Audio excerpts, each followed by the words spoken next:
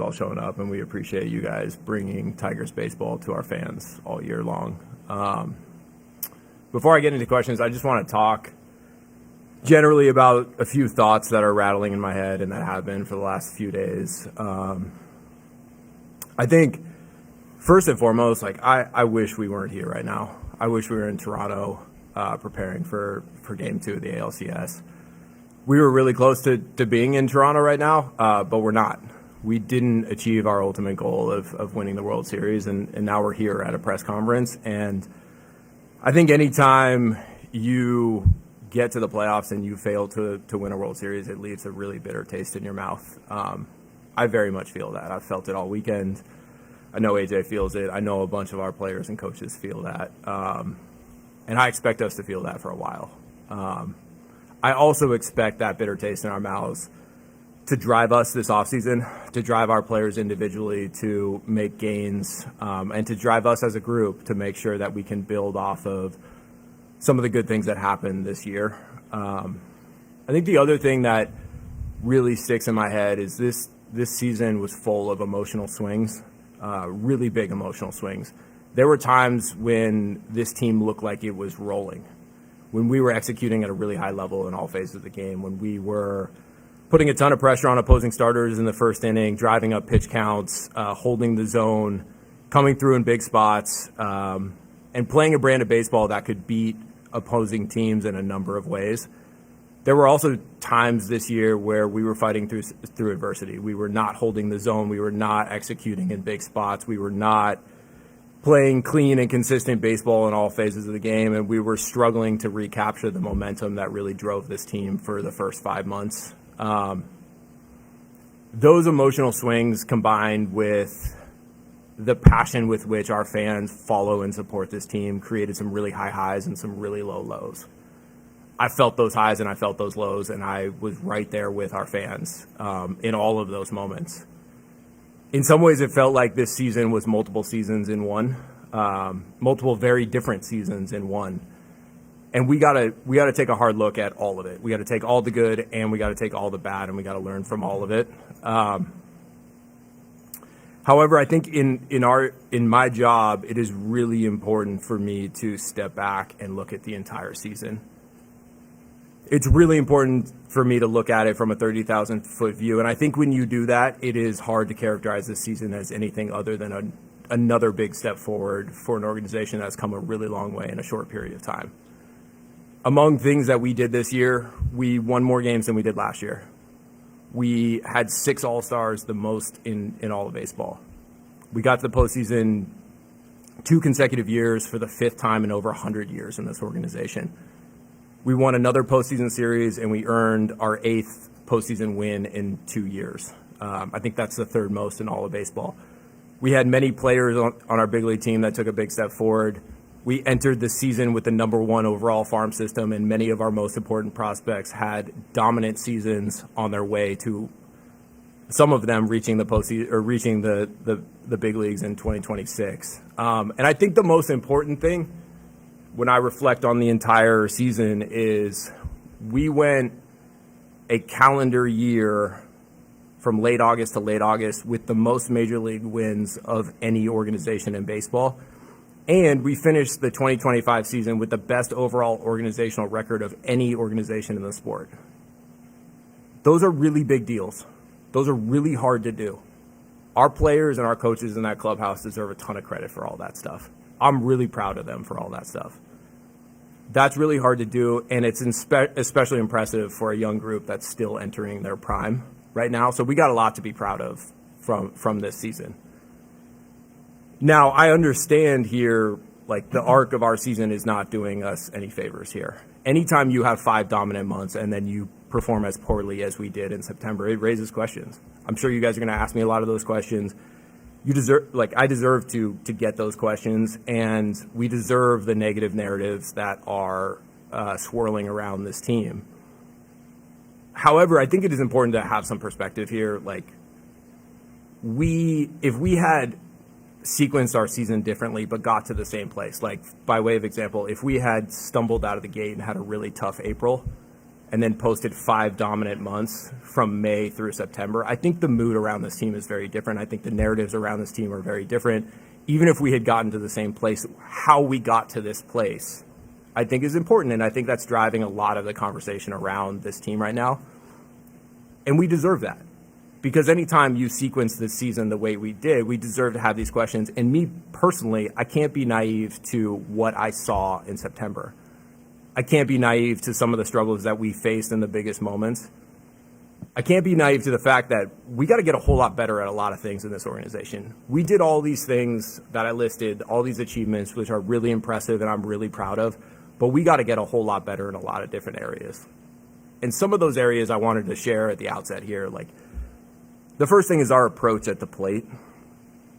In the big leagues, it seemed like our approach started to deteriorate down the stretch.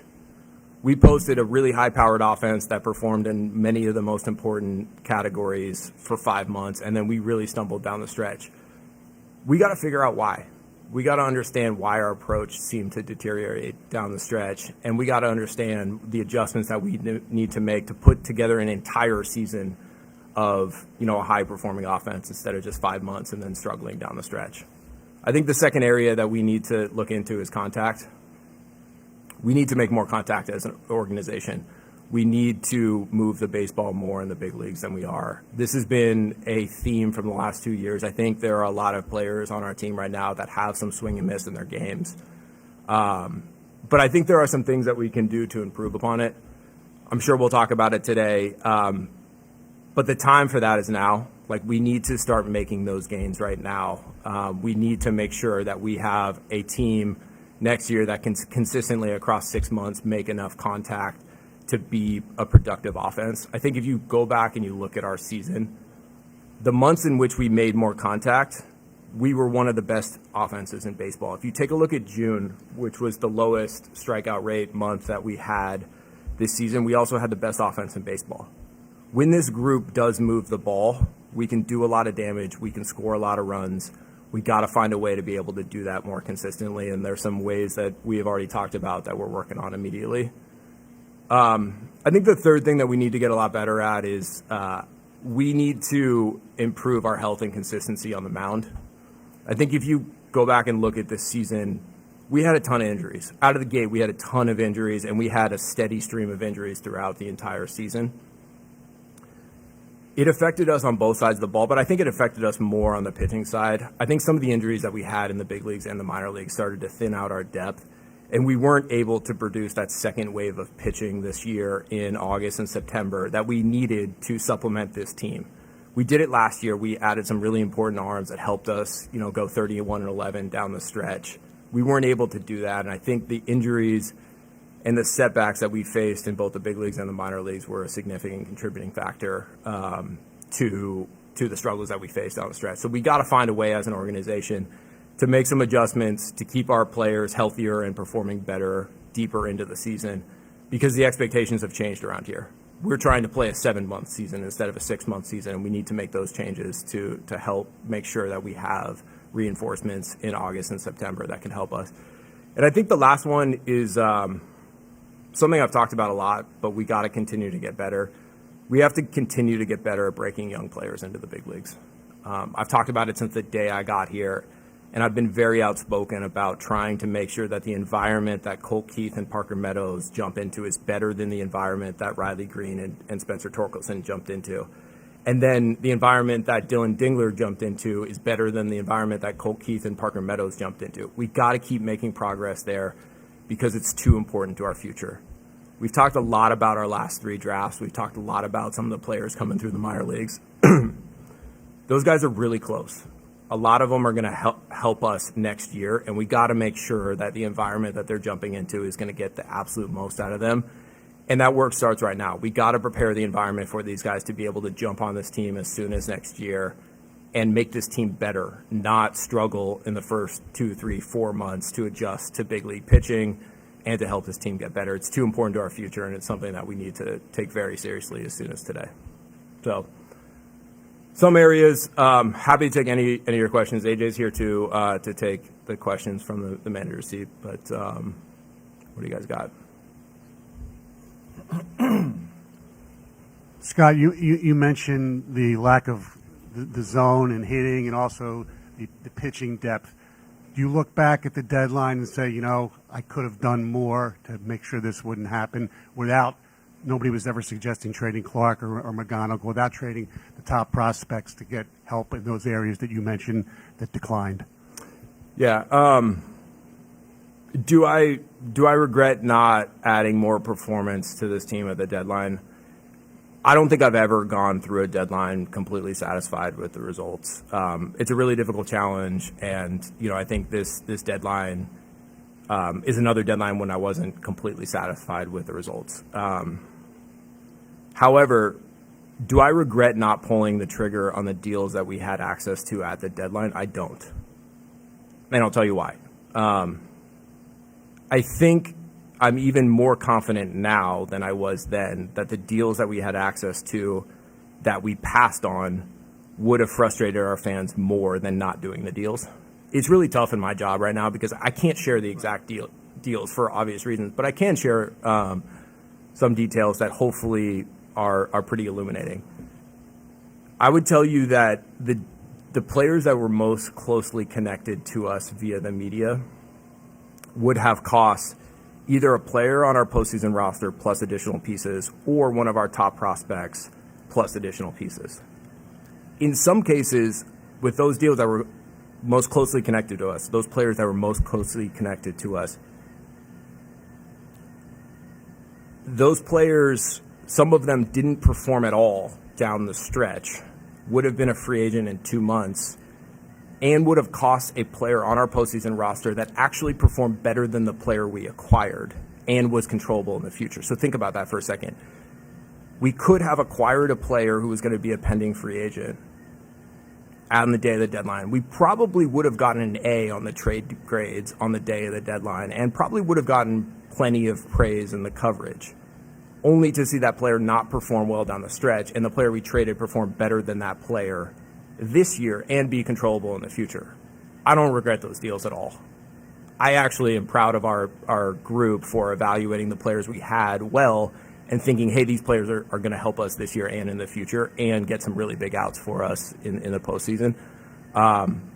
So those are my feelings on whether there's any sense of regret on the deals. I think the subtext of the point I'm trying to make here is, in my job, I gotta operate in actual markets. I can't get caught up in hopes and wishes or theoretical markets. If there are players that, anyone in this room thinks that we had access to for a reasonable return and we should have pulled the trigger on, you should criticize me. I deserve that criticism and I should learn from that criticism. But criticizing us for not acquiring a top of the rotation starter or a controllable middle of the order bat when none were moved at the deadline, I don't think is fair or constructive.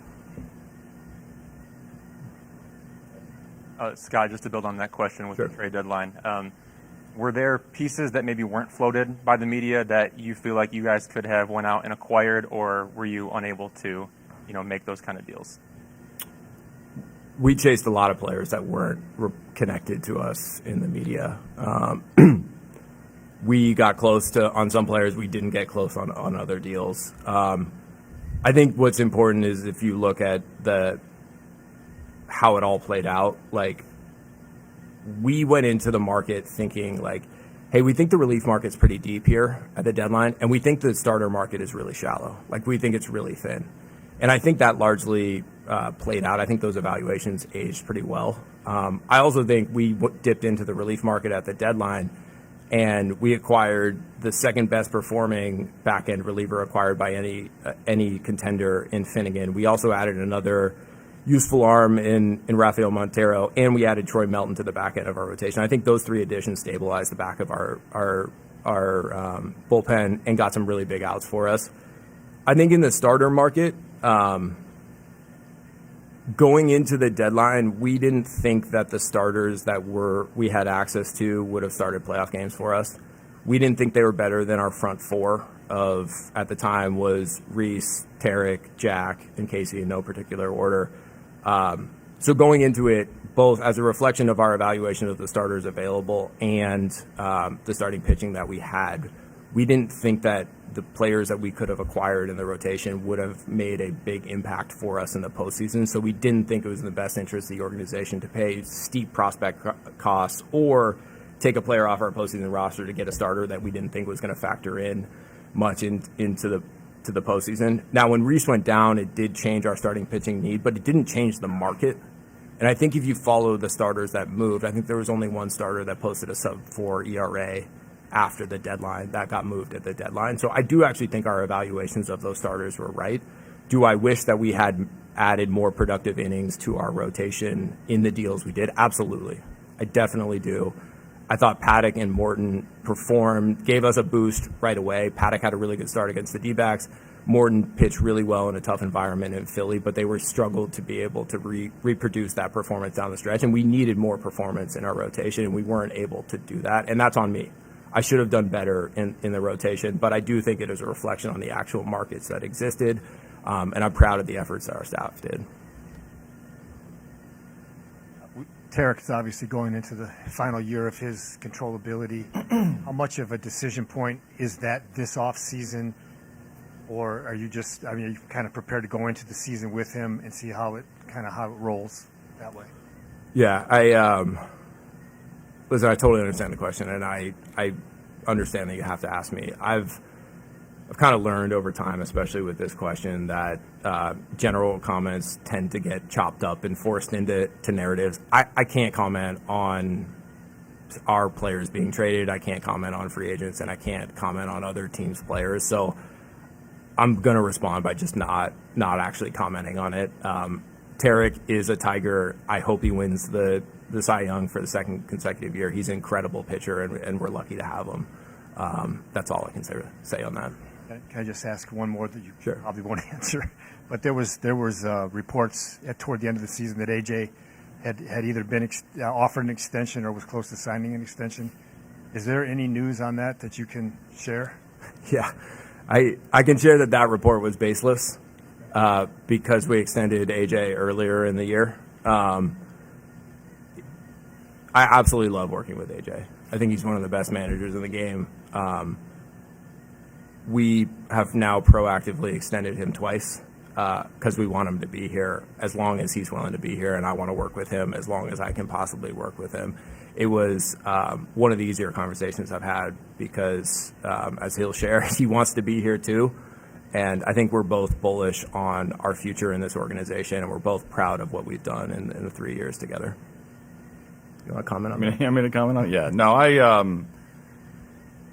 I've been in this chair for a long time, not just the managing chair in Detroit, but across the league. And I've gotten asked a ton about contracts and commitment and things like that. And I'm so happy being in Detroit, and I'm so proud to be the manager here. I love working for Scott, and it is the second time that I was approached and asked for more. And it's an immediate yes for me. I mean, when you have an environment, and any of you guys can relate, when you have an environment that both pushes you and satisfies you, you want to be in it. And so, I was honored. I was thrilled. It was one conversation with my wife, and went back to Scott with an immediate yes, and off we went. And it was, in the middle of the season, it's hard to look at personally at where you're at, which is why my one request and Scott's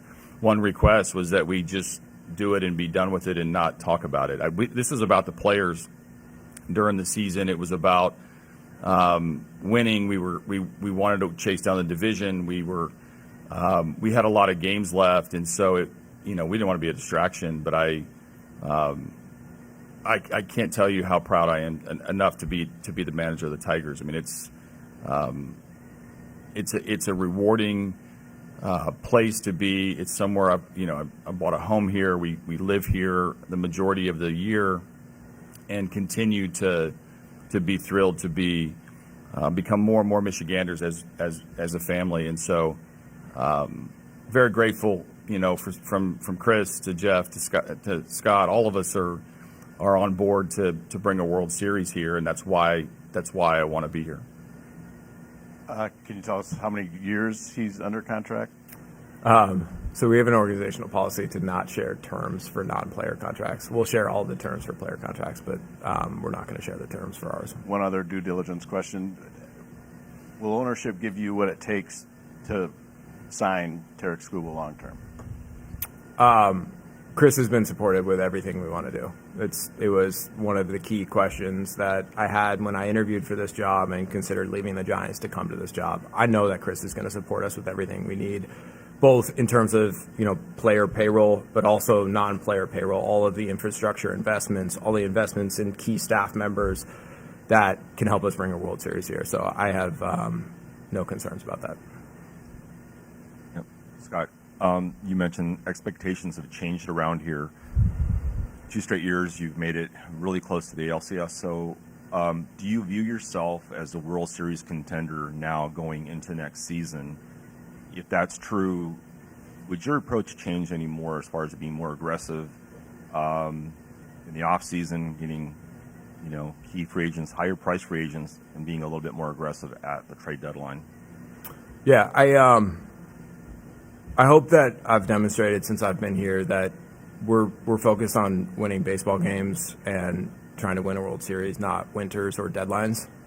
Sometimes that means that we're going to go into a winter and we're going to chase the flashiest name and we're going to offer a lot of money. And sometimes that means we're going to go into a winter and focus on more targeted needs. I don't know exactly what this winter is going to be. We have several weeks to devise our strategy and start executing on it. But since the day I've been here, I've been trying to win a World Series. And I think it's important to not lose perspective here.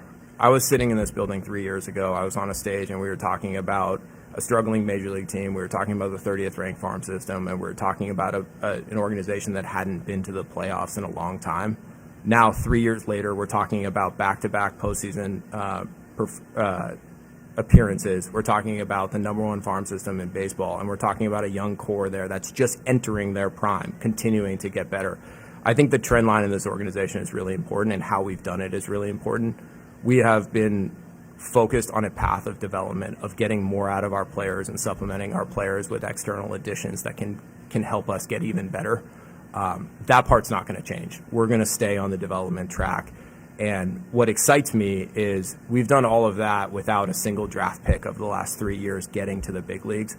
We're entering a new era where some of these players that you guys have heard about and you've seen on clips on Twitter, they're going to get to the big leagues and you're going to see them perform. And I think there's a few things that are going to happen as that happens.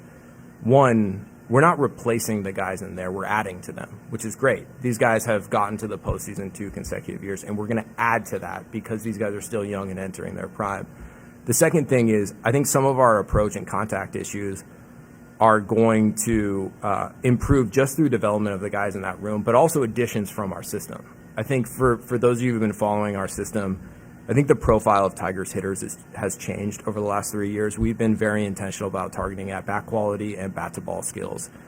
I think as these players start to get to the big leagues, it's going to nudge our big league team towards more contact and better approaches. And it's also going to improve our defense because most of our players in the minor leagues are actually two-way players that can be assets on both sides of the ball. They can be impact defenders, and they can also swing at the right pitches and make a ton of contact at the plate.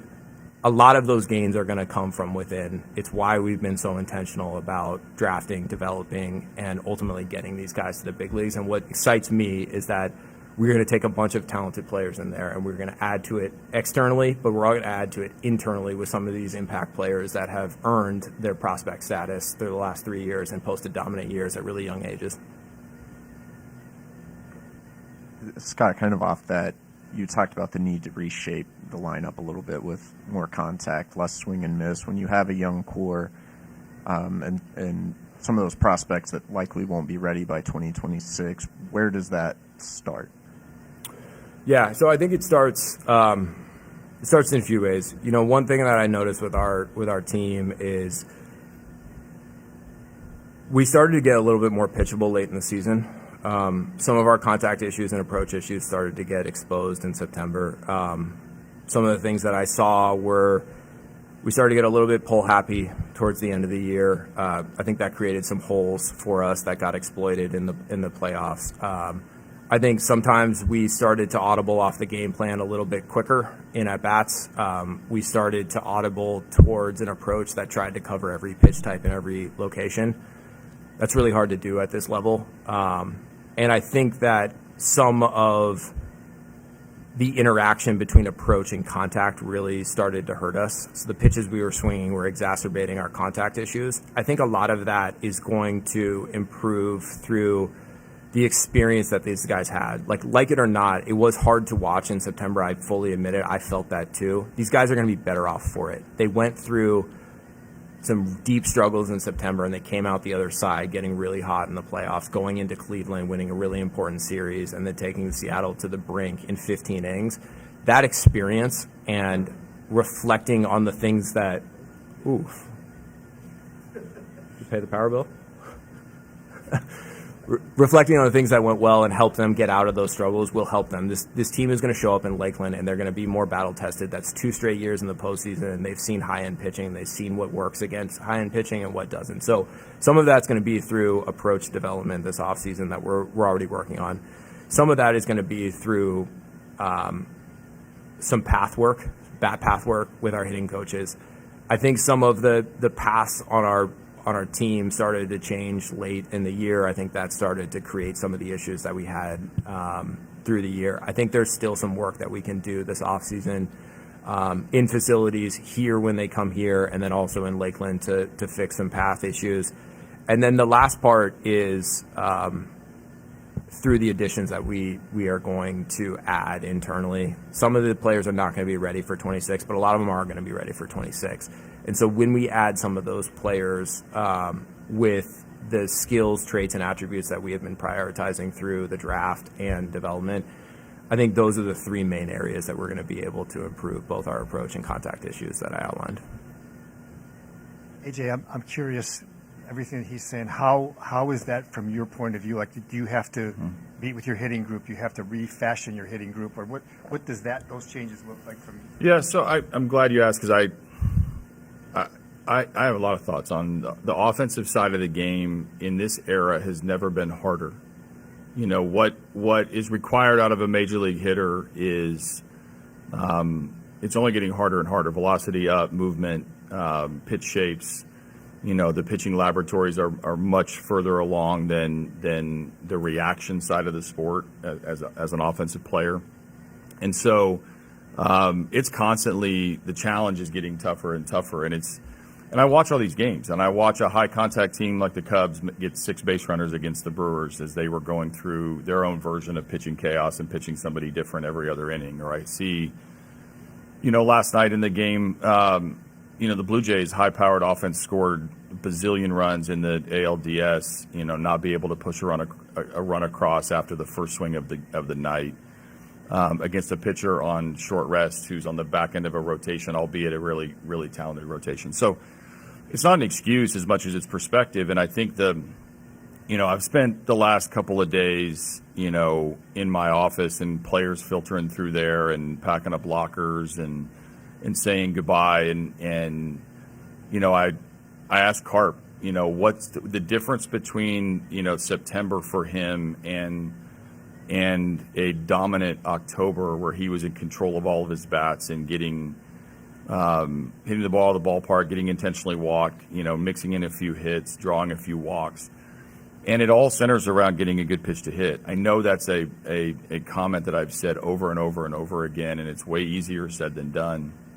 But pitch recognition and choosing, when to be aggressive, when to be patient against each pitcher is paramount. Over 162, it's agonizing, because there's going to be peaks and valleys in everybody's year. And so we're going to continue to push our players to have an audible with the swing, where it's not always just trying to chase the pull side power, although pull side air is getting rewarded more and more and more in our game, both in winning, and in earning potential. So playing the game seems to get exposed as you get deeper into the season and you get into playoff baseball and you see things that you don't see over the course of 162. How much of that can we bring, sort of into our every day is going to be important. So we're going to look at our messaging, we're going to look at our prep, we're going to look at our game planning, how are we implementing it, who is implementing it, all the above, because it's you got to be good at everything. So it's not pointing the finger at offense, it's not pointing the finger at defense, it's not pointing the finger at pitching. To be an elite team, and we were one of the elite teams, to be an elite team, you have to do it all, and you need it all. So I can't only focus this winter on contact. That's not going to get us where we want to get to, because somewhere we have other areas to get better at, but we are not going to be naive and think that we're going to run it back and do this again. Like one of the reasons I had such a hard time at the podium after Game 5 is like it's hard to get to where we're at. It's hard to get to run the whole race and get through the season and have 87 wins be disappointing. Like that's hard, to have a series win in the wild card. Like we're not going to think it's not good enough. We won the series and against a really good team, and then we get to 15 innings, one more run or one more pitch or one more defensive play, and it feels like we would be, reviewing Game 1 decisions and Game 1, offense, defense, base running, things like that, and instead we're sitting at this podium. So it's, I have great appreciation for everything that we did, but we are not going to be. We want more, and we know that we can do more and achieve, higher bars. And I'm glad that to some extent that I'm sitting here talking about all of that not being good enough. Like what a great accomplishment for us to reset the bar as to where we're at, and know that this city, this fan base, this organization, these players, these coaches can do more, and we're gonna work tirelessly to do it. We're gonna take a couple of days off, but we are gonna get back up at it and try to run that same race and be however many wins more it takes to win this division, to advance past the ALDS and bring a World Series to Detroit. Hey, Scott, you were talking about the deadline, and you said every deadline you're probably a little dissatisfied. You talked about the high asking price. But considering how September looked and what AJ was just talking about, one pitch, one inning, one run away, how do you not feel like it was a missed opportunity? I know you talk about the high asking prices, but this team hasn't won a World Series in 41 years. You were 9 games up. Like, how was the answer Paddock and Morton? And maybe you say, we got to give up a little more to get somebody that can actually help us win now instead of the future. Yeah, I mean, to be fair, when we acquired Paddock and Morton, the goal wasn't for them to play big roles for us in the postseason. So we got to the postseason. We lined up our pitching. We thought we were going to be dangerous once we lined up our pitching, and we were. We pitched really well in the postseason. I think we had a sub-3 ERA over the course of the whole postseason. We faced a really high-powered offense in Seattle, and we pitched them really tough, and I think the aggregate numbers suggest, hey, we pitched really well in the postseason. So I'm pretty sure the pitching wasn't necessarily like the primary issue as to why we're not in Toronto right now. I think the offensive performance we had down the stretch is a fair question on could we have done more. I think the question that I often have found myself reflecting on is like, should we have added a bat at the deadline? I think that's a very common question that we hear from different people. I run into people on the street, and I think as I reflect on that decision, I think it's important for us to remind ourselves of where we were at when we were making those decisions. And I think there's a couple of things that are really important here. Like in July, we just had 4 position players in the All-Star game. On August 31st, our offense scored the 8th most runs of any team in baseball across 5 months. So we had the 8th best offense in baseball across 5 months. And in order to add a bat, we would have had to displace a high-performing player who had helped us achieve a top 8 offense at that point. And maybe we should have. Like, maybe that is a fair question. I think the more pressing and fundamental question is, how does a top 8 offense for 5 months become a bottom 8 offense in September? That's the question that really keeps me up at night. I think it's a function of our approach changes. It's a function of the contact. It's a function of the environments. That's something that we're going to spend a lot of time digging on, because, you know, that's the question that really stood in the way of us winning the World Series, in my opinion. Like, I think if we had continued to produce at a really high level while continuing to pitch at a really high level and play the clean, consistent baseball that drove us to 25 games over 500 at the end of August, like, I think that's a team that, like, we could really reasonably expect to be playing in Toronto right now with a great chance to win the World Series. So that's the thing I'm going to really obsess over this offseason. I understand the question. I think it's a totally fair question. But I think the more fundamental question is, what changed with our offense going from the first 5 months to the last month? And is that a blip in the radar, or is that predictive of the future? We got to get to the bottom of that question. Just a quick follow-up. Understanding, like, obviously you were really happy where you were, but isn't that the job to maybe build a little support, understanding that things could dip offensively like they did?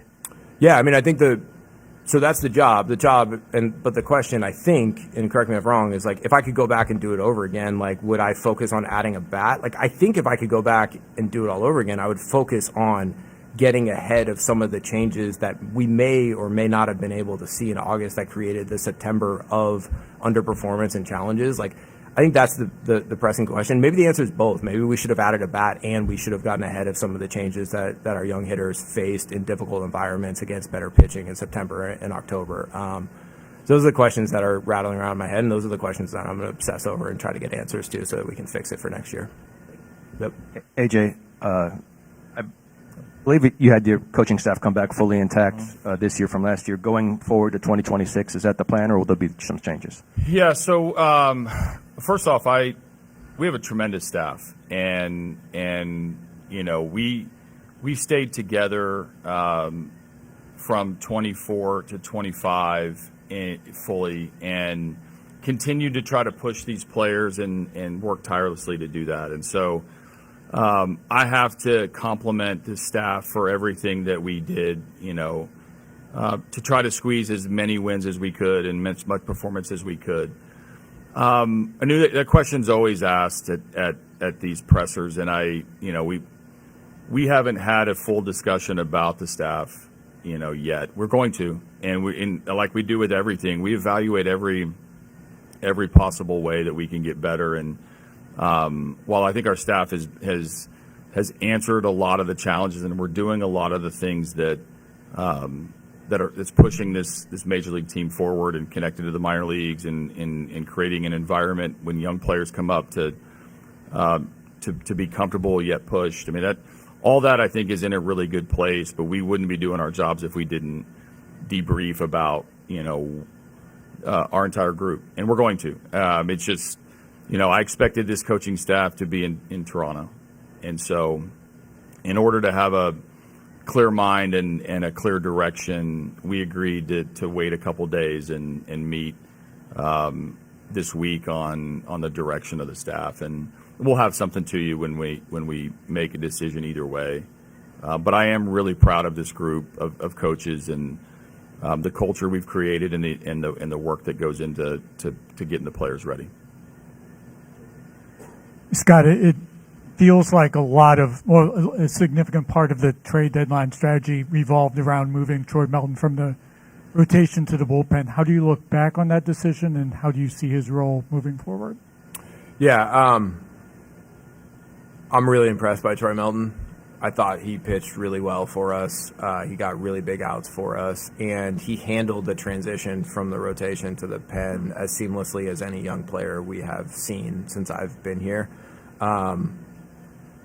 We moved him to the pen for two reasons. One, because we thought, you know, it was a big need for us to add more swing and miss to our pen, and we had, you know, a young player with high octane stuff that could pitch in a multi-inning role, as we've seen, get really big outs for us, and add a new dynamic to his pen so that when he looked down on the card, he had multiple paths to get to the finish line. The other reason why we focus more on the pen is due to innings concerns for him. He's a young pitcher. Injuries are so prevalent in our game. We have a duty to protect the players in our organization, and we try really hard to take that seriously. And so with the number of innings that Troy threw last year compared to the ones that he was on pace for this year, we didn't think it was fair or reasonable to just plug him into the rotation and start him every 5 days. And we didn't think we were going to get the best out of him in October if we just threw him into that role. So we chose to put him in the pen. And for a young pitcher with as little experience as he has, like, you can't ask for anything more than what Troy gave us in the postseason. And I'm really proud of him for stepping up and answering the bell and being a huge addition to this team. I don't think we get as far as we did without him. And he's a starter, Chase. He's a starter. Yeah, he'll be a starter next year. Don't worry. Question for Scott on Tarik Skubal. I know you didn't want to talk too much about his immediate future, but looking back at what he's done, you guys got to the ALDS Game 5 back-to-back seasons. Do you think you could have gotten there without him? And then looking ahead, whether it's 2026 or 2027 and beyond, do you think you can get back to that point without Skubal? I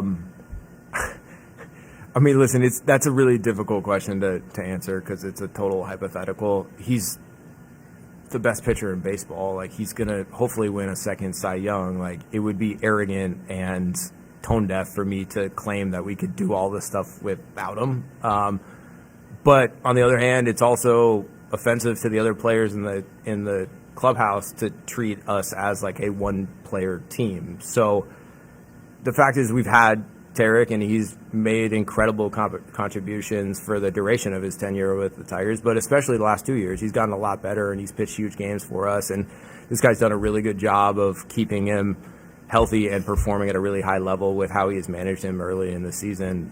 He's been a huge part of what we've done here, and it's a blast to watch him pitch. I don't really think I can engage in hypotheticals of what would happen in past years if he wasn't here and what would happen if he's not here in the future. Like, he's here, and we're glad he's here. Yeah.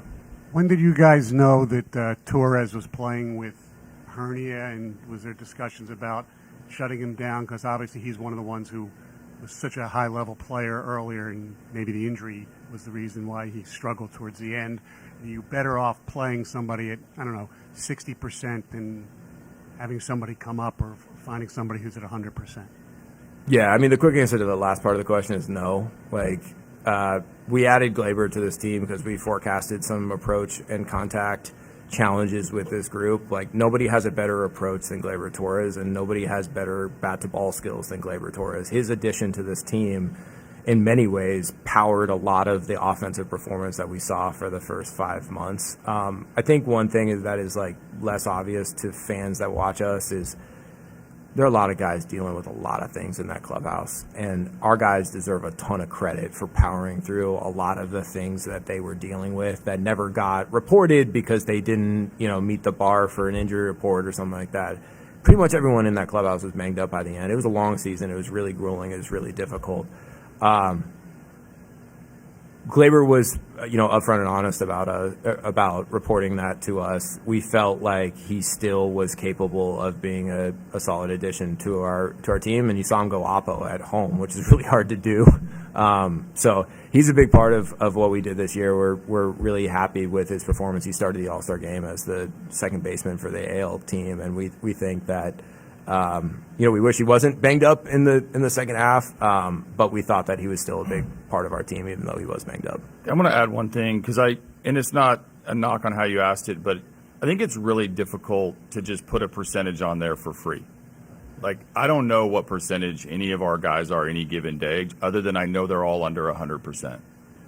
And so I just want to caution, like, when you say, like, replace him when somebody's playing at 60%, that's a total guess.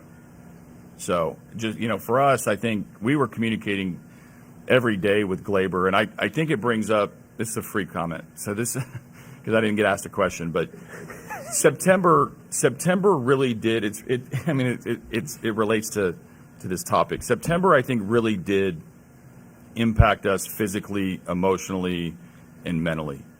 And I think if we talk about the season, and I'm going to need a few more minutes before I can really grasp my total feelings on the season. what was the phrase? I'm only here so I don't get fined. I think September really did push those decisions to be in a lot more urgent. Whether it's resting a guy, whether it's pitching a guy, whether it's going all in on a bullpen game, or whether it's how we use Troy Melton. And so I think when you reflect back, and September is going to be the immediate thing that we all think about. It is things like that. Could I got him an extra day or two off? Like, how do you think we would have all responded if I just gave Gleyber Torres a random day off in September where we went 7-17? And he would not have had it. Like, that dude would have been right in my office asking me what the hell's wrong with me. So it was an area of concern for us physically as we were asking so much out of all of our guys. Adrenaline really helped these guys in Cleveland, in Boston, in Cleveland again, and then all the way through the 15th inning in Seattle. And I'm proud of how we fought through things, some that now are known and some that are still not known because of the nature of what we had to do the last 30, 40 games. I don't know if he has an injury or anything like that, but people seem to be worried about Parker Meadows the last month this season. How do you fix him at the plate? Yeah, so I think Parker was consistently trying to get himself back. I mean, he had one of the most random injuries I've ever been a part of in my career, of where I've never seen or heard of a nerve shutting down and him not being able to have a functioning part of his body and part of his game. And that sent him on a path of playing catch up the entire season. And we did not see the best of him, the most consistent that we've seen, and we know that we're going to get. And so, one is having a healthy offseason is going to be really good for him. Two, I think it's one of the few times he's had to play through a lot of things throughout the year, and we did miss him. We missed his defense. We missed his presence. When we got him back and he started to get off to a really good start, I moved him to the top of the order. And then I reversed course and started putting him at the bottom of the order because I recognized that he was sort of battling mechanics, battling approach, battling pulling the trigger a little bit, but offered such good defense that kept him in the lineup. So I think we're going to attack all those player plans. We're going to have our debrief with our guys and our version of exit interviews to get some feedback from them, and we'll give them some feedback because it's a really important offseason for our players. I said that to them in Seattle, that we're not just going to run it back. We're not just going to try again. We have to address, it might be something different for every player, but it's with every player and every coach and every executive on how we can get incrementally better to get back into the competition, come Lakeland. Also, just to add to that and sort of humanize it for a second, like that question you asked, like, you could have asked the exact same question with the same terminology for Dylan Dingler a year ago. We saw him perform down the stretch. Could have asked, like, hey, how do you fix him? And now we look at Dylan Dingler, look at the year he just put together on both sides of the ball and managing a pitching staff and some of the game calling attributes. And it's like, wow, like, what a difference a year can make. That starts this offseason. It starts this offseason for all of our players, all of our coaches, all of our staff. And it's not just Parker. We got to get more out of our players. We got to create more Dylan Dingler type stories where guys can fundamentally change their sort of standing trajectory, value, performance over the course of a year. It's something that we spend every day on. Like, we're not going to just take like 6 weeks off and then like see you guys at the GM meetings. Like, it starts right now. He talked about taking some days off. I don't think we're actually going to take days off. I think we're going to start working on it immediately. Colt Keith, he started the year at first base in spring training. Where do you guys see him moving forward? Where will he focus on a position this winter? Where do you see his future? Yeah, I mean, I can start with that. So we're going to do exit interviews with all of our players. A significant input into those decisions is their perspective, how they feel about positions, how comfortable they feel about positions. With Colt, he's capable of playing first, second, and third, which is a significant advantage for us from a roster construction standpoint and a roster usage standpoint. The ability to add and impact left-handed bat like that at a number of different positions gives us a number of different avenues to build this team and a number of different options in game there. We feel as an organization that he can play all three. We're going to talk to him about his priorities and how he feels about playing all three. But the opportunity to continue to get more work at all three, I think, is really important for us from a roster construction and usage standpoint. And also, like, what he just did is really impressive. Like, we just threw him at third. I know he played some third in the minor leagues, but he hadn't played third in a while. And we started throwing him at third mid-season, and he performed really well, made some plays that, you know, I found very impressive. And that's without, like, a full offseason of focusing on it. It's without a full spring training of working on some of the plays that may happen a couple times a year. He just kind of got thrown into the fire and was able to really play the position, which is something that I find really impressive. And I think it's really impressive to have a coaching staff that can help a player do that mid-season. We're going to try not to do that to him again. That was more based on need. But the fact that he can play all three positions gives us a real advantage as a team. Yeah, my take on it is at this time last year, we had the first discussion, I think Scott and I did, shortly after this press conference like this, where we pushed him to first base. And he spent all winter working on first base, and there was a lot of talk on whether Spencer Torkelson was going to be playing much first base, DH. We put him in the outfield in spring. Like, think about all that happened over the course of a year, which is why it's hard to capture the entirety of the topic.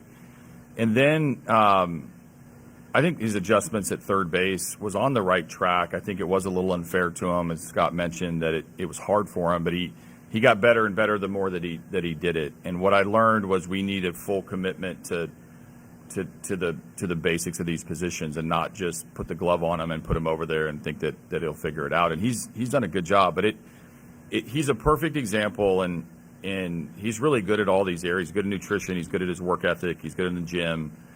We need our strength and conditioning group to get the first step faster. We need the infield group. Joey's constantly talking about presentation of glove. You talk about strength and conditioning. Like, this is a guy who can put on lean mass and be super strong quickly. And we've got to kind of honor that based on what position he's going to play. You have, and by the way, there's the offensive side. So when we say like comprehensive, like development and comprehensive use of our staff, everybody needs to sprinkle a little bit of that in for Colt and every other player. But the fact that he's probably more comfortable at third than second, which is amazing. He'll tell you that he's comfortable at second, and he should, because he played there a long time. But we're starting to get, breakthrough with his comfort level with these positions, and based on how our winter goes, we'll adapt accordingly. But at no point do I think this winter he's going to be able to say one position. For the best use of our roster and our team, I think he's a viable option at multiple. Just housekeeping stuff going into the winter. Talked about Glaber surgery.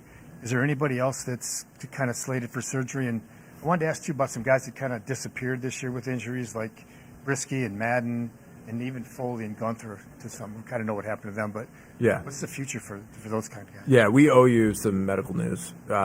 Give us a chance to get through the exit physicals. Our medical staff does a good job of going through guy by guy. We'll produce a report for you with all of that information. But yeah, I mean, I think we were one of the most injured teams in all of baseball this year, which sometimes is the luck of the draw because injuries are so unpredictable. But I think the subtext of many of our answers here is this group deserves a lot of credit for fighting through a lot of things this summer and getting to a place where we could get to the postseason in back-to-back years. Injuries were certainly one of them.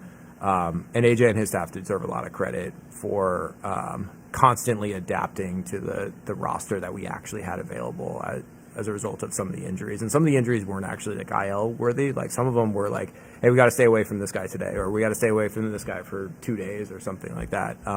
It was a really hard year on that front. We're hopeful that the years ahead are going to be less injury prone than this one. For either of you guys, when you emphasize the need for more contact, How do you assess the season that Riley had, and how do you weigh the home runs versus the strikeouts? And I know these things don't happen overnight, but is there a need for him to consider a tweak to his swing, a tweak to his approach in pursuit of higher contact, fewer whiffs, even if that comes at the expense of less power? So, yeah, I don't think it has to come at the expense of anything. You know, I think the topic of strikeouts is sort of league-wide. Pitchers are chasing them. Hitters are they don't like them, but they you know, I always joke with guys, you might not dislike them enough, you know, because I think it's important that it's an, you know, it can be an empty out, but you want your guys to take their A swing as much as possible. So there is a give and take.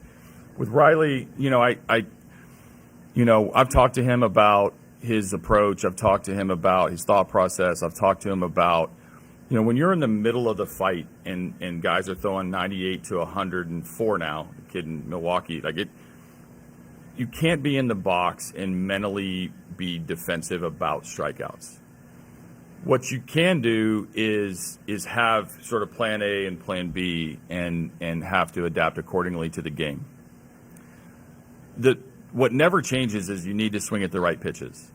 And so, you know, not that I want to rank strikeouts, but the strikeouts in the zone, you know, they're trying to hit it.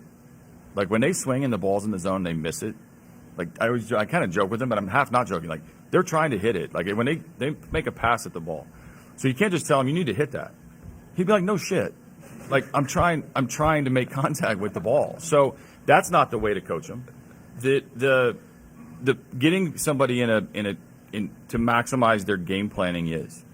That I think we can get a lot better at. That I think we can concede certain parts of the competition, but not overall power. Nobody wants Riley to hit for less power. Nobody wants Torque to hit for less power. Nobody wants Carp to hit for less power. We want them to continue to nudge at progress in swinging at the right pitches that they can do damage on. And then, you know, when the game suggests that it's, you don't feel right, you're not picking up the ball, you can't see it, Gavin Williams breaking balls, super nasty, all those things are going to tell you that you need a plan B at some point during your approach. Easier said than done. Super easy to see the box on TV and tell them to stay inside that box. Very easy for us to see the result of the bat and ask you, why are you swinging at that? But as players who are already good, how do we get them good to great? Is to shrink those stretches where it felt like we were swinging at a lot more pitches than we needed to in order to do the same amount of damage. And some of that is confidence, some of that is approach, some of that is feedback after the fact. But we can be better at that, and Riley's going to be better at that. And across the board, I've watched player after player, you know, address some of the frustration with strikeouts with more contact and not concede that I'm still going to put up the scoreboard numbers that we all love. You're just getting riled up. I am. I know. The only thing to add there is we talk about this a lot internally, earning better pitches. You know, there's an interaction between the pitches you swing at and the pitches that you get. So when we talk about becoming, you know, more pitchable, it's a lot easier for me to sit here at the microphone and say than it is for our players to do. So I don't want this to come off as it being easy at all. But sometimes, and I think we did this a lot in the summer, sometimes spitting on tough pitchers' pitches earns you a better pitch to hit later in that bat, and it earns you a better pitch through the advance report of opponents coming in. And so as we got more pitchable, I think we earned worse pitches to hit, and then we continued to try to cover those pitches. So there's a cascading effect to this. It's why we pay so close attention to this. It's why we're trying to build an offense that is nudged closer towards better approaches and more contact skills.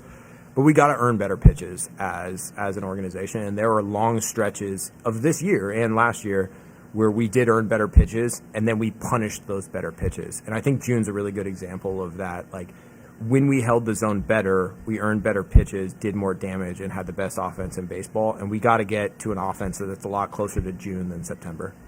And then on the note of contact, it felt like Glaber was probably your best hitter in that regard from almost start to finish. Just what's your level of interest in bringing him back, and how does the expected or imminent arrival of McGonigal affect that decision?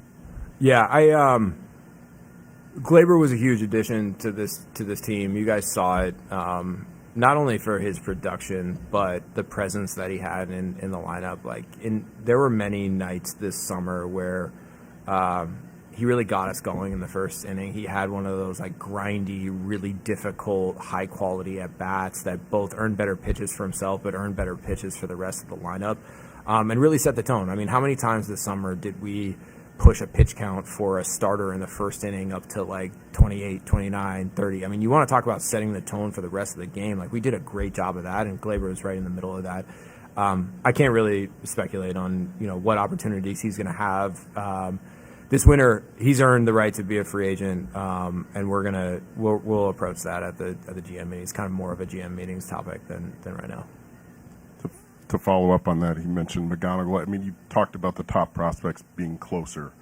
How realistic is it a guy like him is in Detroit this spring? And I guess to Will's question too, does that affect free agent decisions this winter for you? The prospect of those guys being here soon. Yeah.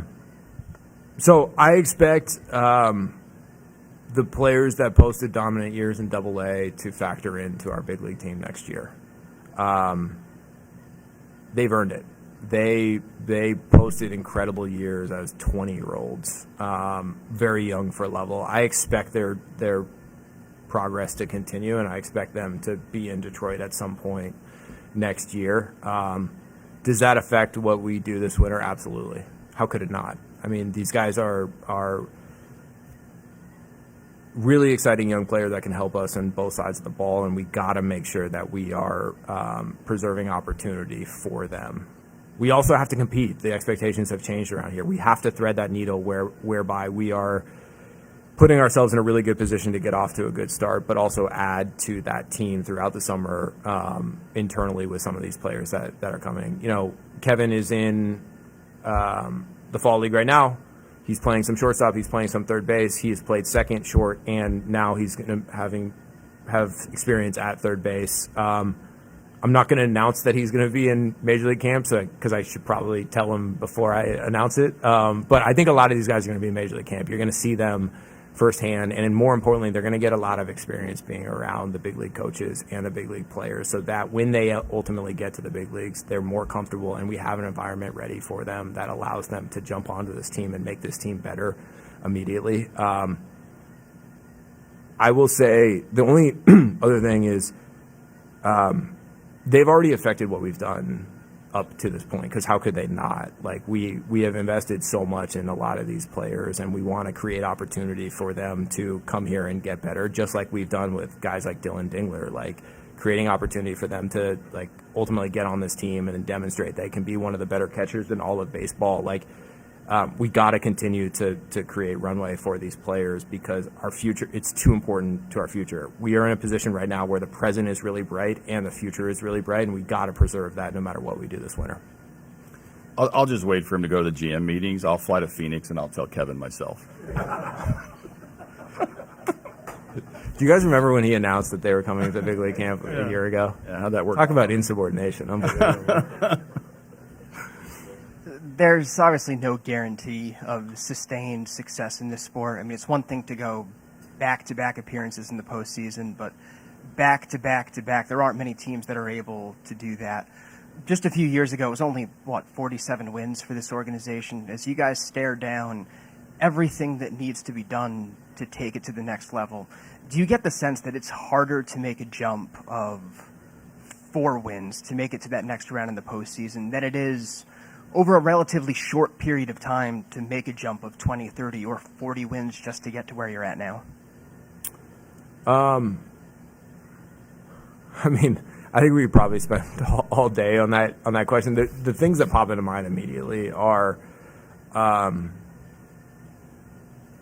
we have some things working for us and we have some things working against us. I think the things that are working for us are we went for an entire organization with very little postseason experience at all last year to basically an entire team that has been in the postseason for 2 straight years, been in high pressure environments, hostile environments like Houston, Cleveland, Seattle. Like, they've experienced playing at a really high level when they couldn't even hear themselves think, and they found a way to perform.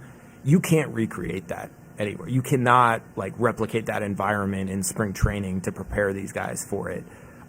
Experience really matters, and this group just got a ton of experience for the last 2 years. So I think in some ways the experience that this group has now will make it easier for them to make that jump, because I think, you know, there will always be butterflies and nerves and anxiety going into the postseason, but I think it's different if you've been there 2 consecutive years and you're doing it again.